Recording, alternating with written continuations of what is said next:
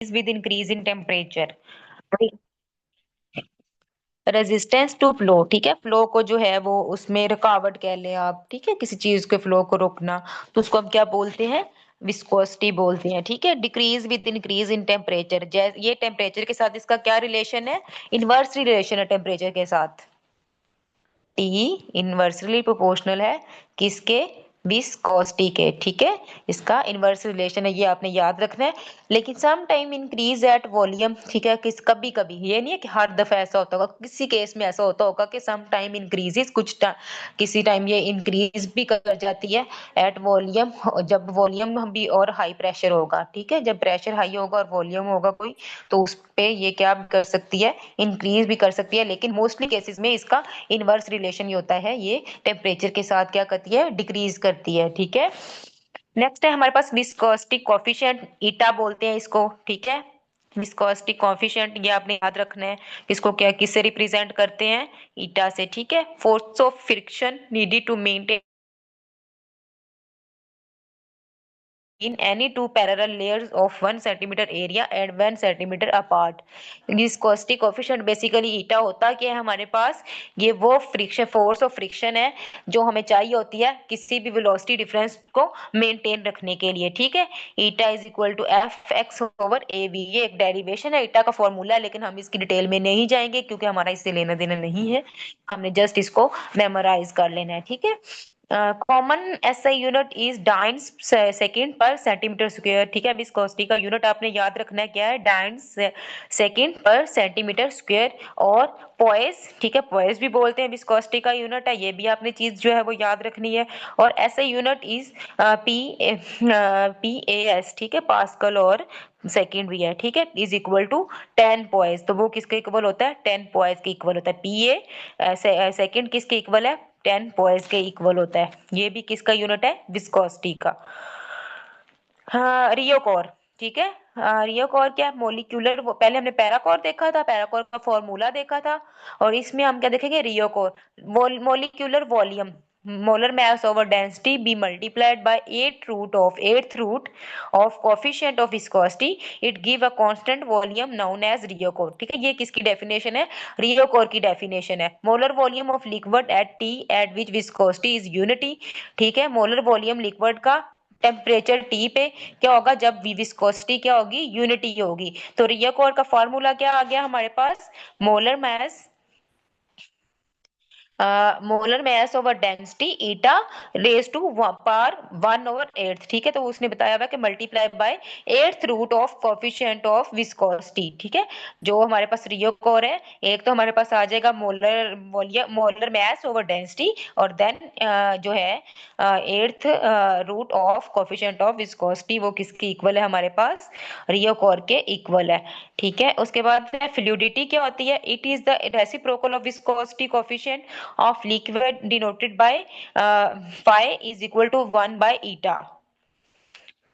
रियोकॉर जो है वो हमारे पास कोलिगेटिव प्रॉपर्टी में आएगा, ठीक है।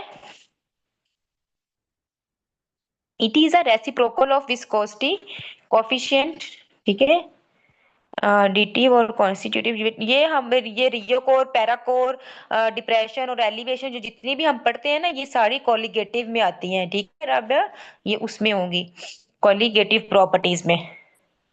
फ्लूइडिटी के, it is a reciprocal of viscosity, अब फ्लूइडिटी इनवर्सली प्रोपोर्शनल है किसके, विस्कोसिटी कोफिशिएंट के ऑफ अ लिक्विड, और इसको हम डिनोटेड किससे करते हैं, फाई से, phi is equal to 1 by eta, it's mean के इसका इनवर्स रिलेशन है किसके साथ, ईटा के साथ, ठीक है, विस्कोसिटी के साथ। लिक्विड क्रिस्टल्स क्या होते हैं हमारे पास, large rigid and linear having some arrangement and freedom of motion, ठीक है। इनके पास क्या होती है, एक तो लार्ज होते हैं, रिजिड होते हैं और लीनियर होते हैं, और उनकी कुछ अरेंजमेंट होती है, अरेंजमेंट भी इस तरह होती है कि फिर भी वो जो है क्या कहते हैं, मूव कर सकते हैं, ठीक है। State exist between two temperature, दो टेम्परेचर में ये होती है, एक तो क्या होता है हमारा melting temperature and clearing temperature, ठीक है। दो टेम्परेचर के दरमियान में जो फॉर्म एग्जिस्ट करती है लिक्विड की, उसको क्या बोलते हैं, लिक्विड क्रिस्टल्स बोलते हैं।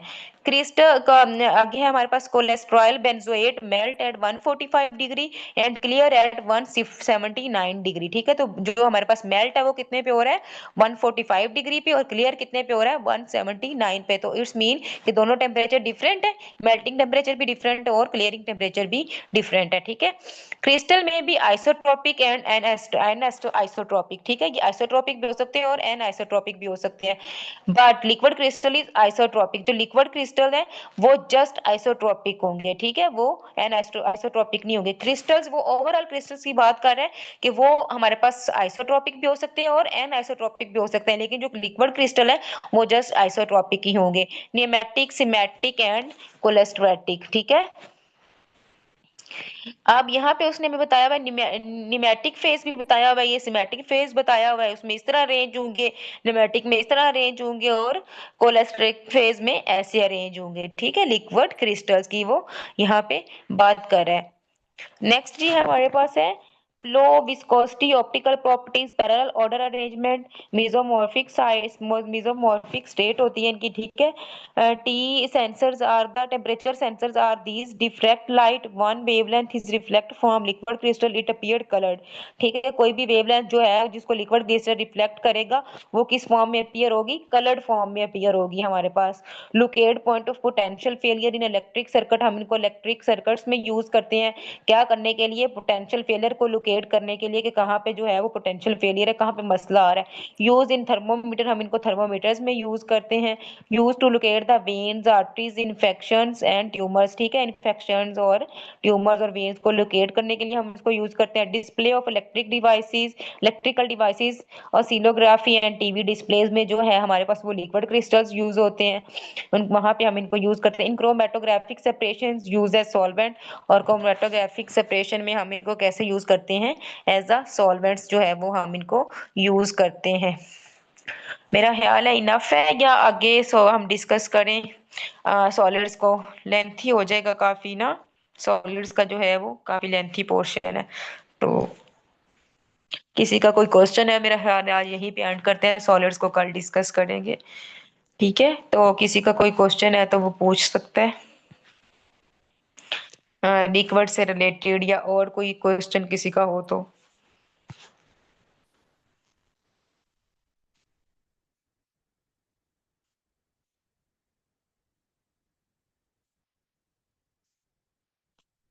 किसी का कोई क्वेश्चन नहीं है। और आज जो मैंने टेस्ट दिया था वो किसने अटेम्प्ट किया है।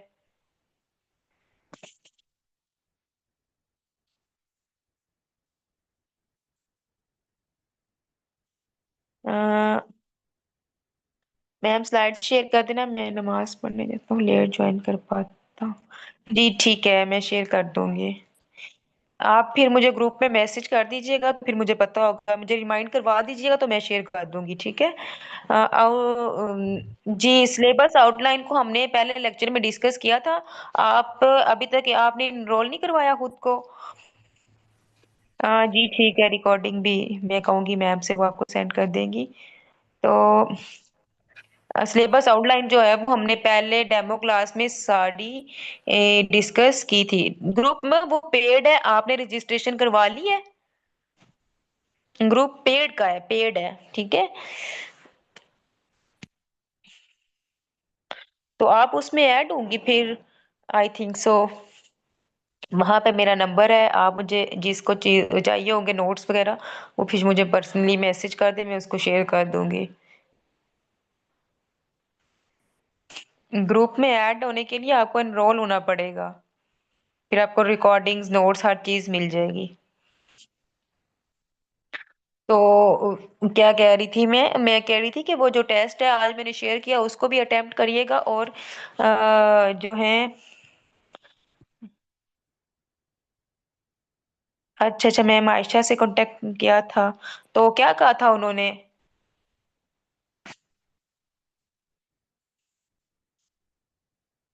मैं ना सिलेबस आउटलाइन में ना मैंने जो चीजें मेंशन की थी ना, तो वो तो ठीक है, हमने डिस्कस वही कर रहे हैं, लेकिन जहाँ पे ये सॉलिड लिक्विड्स वाला चैप्टर पहले हमने ऐड नहीं, मैंने सिलेबस में नहीं किए थे, लेकिन फिर मैंने देखा कि इसमें से जो है वो काफी क्वेश्चनिंग उसने पास पेपर्स में की हुई है, तो फिर हम इनको भी, मैंने कहा था एक दफा ना गो थ्रू कर लेंगे, ताकि बच्चों के ना कोई चीज रह ना जाए कि क्वेश्चन आए उनको और उन्होंने पढ़ा ना हो।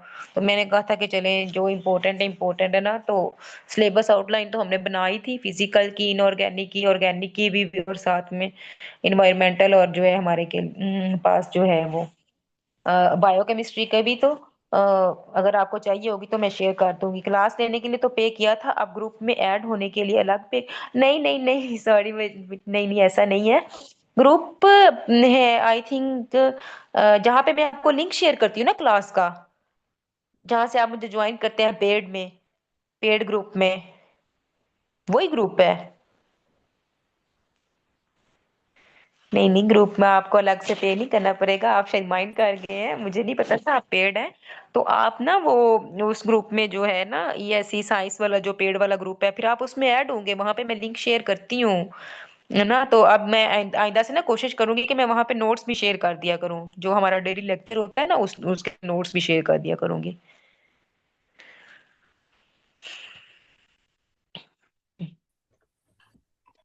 और इसके अलावा किसी की कोई क्वेश्चन है तो।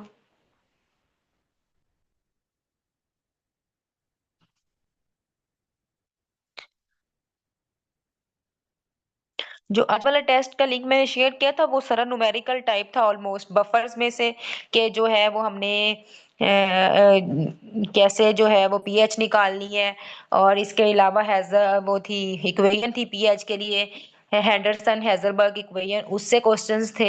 और इसके अलावा सॉल्युबिलिटी प्रोडक्ट जो है वो भी न्यूमेरिकली क्वेश्चंस जो है वो उसमें ऐड थे उस टेस्ट में ना। उस टेस्ट को आपने अटेम्प्ट कर लेना है, ठीक है, ताकि आपकी चीजें जो है ना वो रिवाइज हो जाएं, कि आपको आइडिया हो जाए कि वो इस तरह का क्वेश्चन जो है वो हमसे पूछ सकता है। तो आपने अगर अटेम्प्ट किया होगा तो आपको पता होगा कि अच्छा, ये चीज जो है ना इसको ऐसे सॉल्व करना है। ठीक है। जी ठीक है, मैं पहले वाला लेक्चर भी जो है वो शेयर कर दूंगी।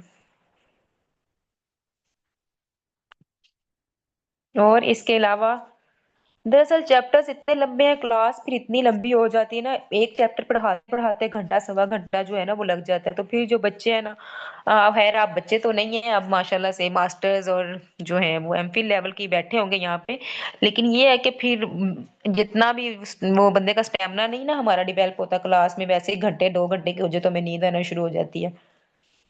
तो इसलिए मेरी कोशिश होती है कि इम्पोर्टेंट चीजें जो हैं वो हम उनको डिस्कस कर लिया करें, एक चैप्टर जो है वो एक दिन में हो जाए ना, तो जरा फिर वो आसानी रहती है, फिर दोबारा से पीछे नहीं जाना पड़ता।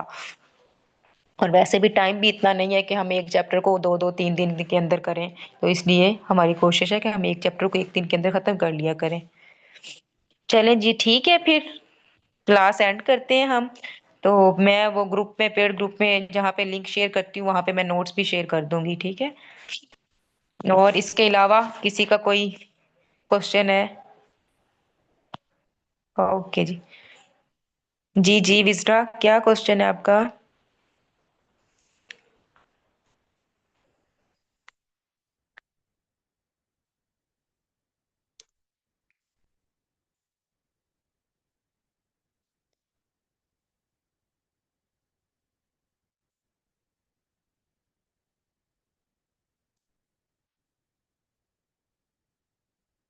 रजिस्टर के लिए जी नहीं, मैं ना आपको मैम एमन है और मैम आयशा है। तो मैम एमन ये बच्चों को बता दें जरा कि इन्होंने एनरोल होने के लिए किससे कांटेक्ट करना है। ठीक है, ये मैम एमन ने आपके साथ नंबर शेयर कर दिया, तहरीम शुएब ने जो नंबर शेयर किया है, आपने इस पे कांटेक्ट करना है, ठीक है। बेटा आप एक दफा इस पे कांटेक्ट कर लें, मैं आपको उधर मैम आयशा का भी नंबर शेयर कर दूंगी, तो आप बात कर लीजिएगा उनसे भी, ठीक है। और उधर आप लोग को नोट्स और ये रिकॉर्डिंग दोनों चीजें प्रोवाइड की जाएंगी, और जो स्टूडेंट्स रजिस्टर हैं उनके डेली टेस्ट भी लिए जा रहे हैं।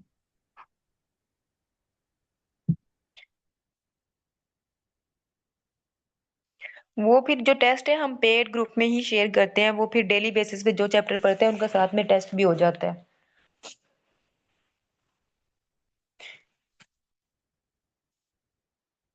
ओके जी। ठीक है, चलें जी, फिर क्लास एंड करते हैं आज की हम। अपना ख्याल रखिएगा। अल्लाह हाफिज, मिलते हैं कल इंशाल्लाह नई क्लास के साथ।